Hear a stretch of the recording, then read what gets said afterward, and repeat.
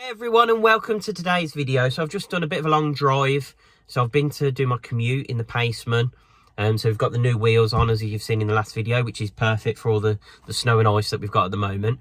But one of the things I wanted to cover off in this video is actually the install of a new head unit for the car. So one of the things this car lacked was any sort of Apple CarPlay. So it came with a bare basic, and obviously this generation didn't have CarPlay, but my car didn't even have nav or anything. It was literally just the rev counter in the middle and the tiny little orange screen.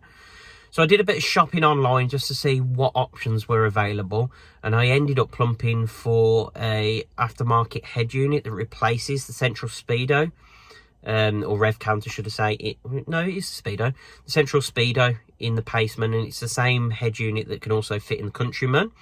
So I went with Icebox Auto in the end, just because I wanted a UK supplier. So if anything went wrong, because obviously these are sort of potentially Chinese-made Android head units, I wanted to make sure I got someone in the UK that I could speak to, have any warranty claims, etc. if there was any problems with it. You can save yourself some money and go direct and buy these on eBay and Alibaba and places like that. But like I said, I wanted somewhere that was UK based, so I had some comeback if there were any issues, because I've never really installed an Android head unit before.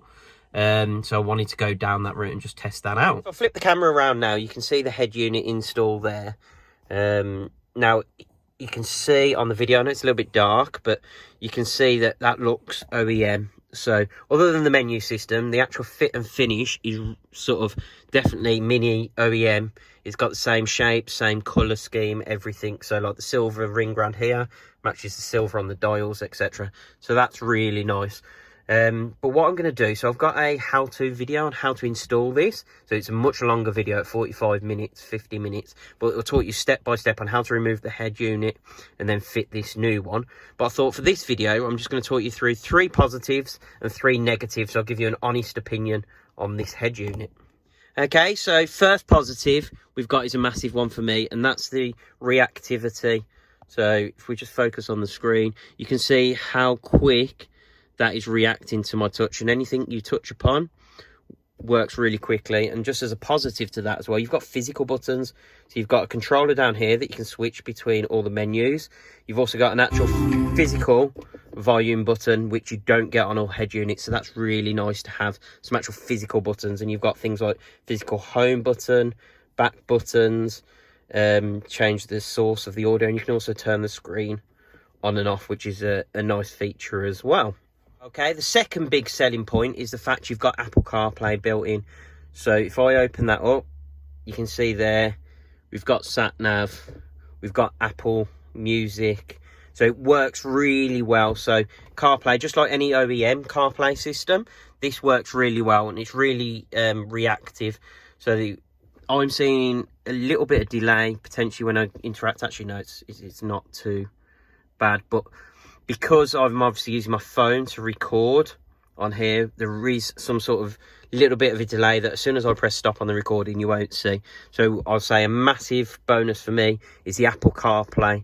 So I can get to all my music. You can speak to Siri and ask Siri, voice control and everything else. Or you can use the built-in Android as well. So if you're not an Apple user, there's all the Android Auto and everything built into this head unit as well, which is really good. Okay, and then the last positive for me, and I'm sure I'm going to discover more as I use it more and more, is the fact you've got not only CarPlay, but you've got all the built-in sort of SatNav and DAB and everything with it. But you've also got Google Store, so you've got Google Play Store. So I'm not on the Wi-Fi at the moment, but if I connect it to my home Wi-Fi or my phone Wi-Fi, I can actually download apps. So you can actually increase the functionality of the head unit by using the Google Play Store.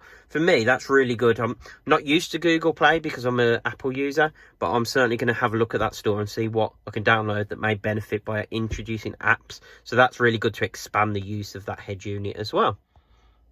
Okay, so there were 3 great positives, and I'm going to have to be really picky to find some negatives with this head unit, so bear with me. And again, so far it's been all good, so I'm just going to be really picky and try and pick fault with it. So first of all, you got the kilometre an hour reading up here. So if you see here, I've got a mile per hour reading.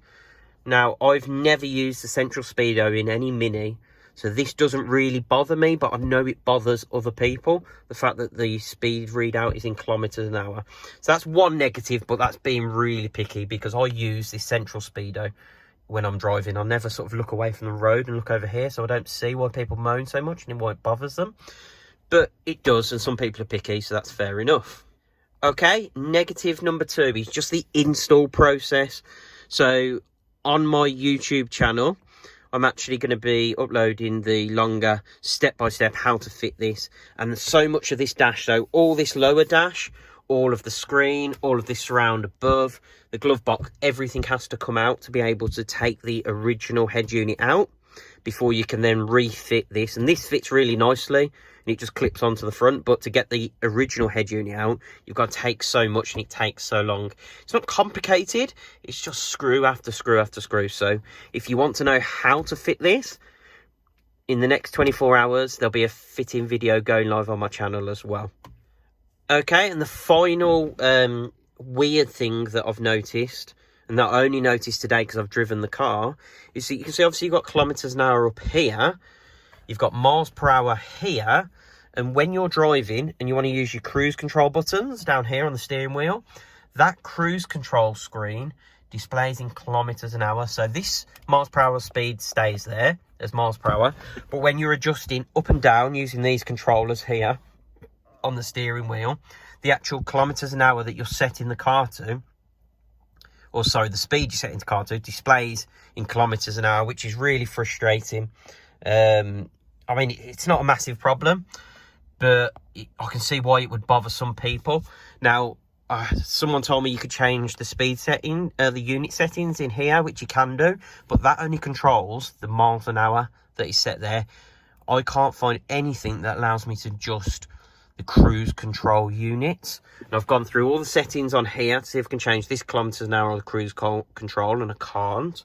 So I think this head unit, because it's in kilometers an hour, is forcing the cruise control to be in kilometers an hour.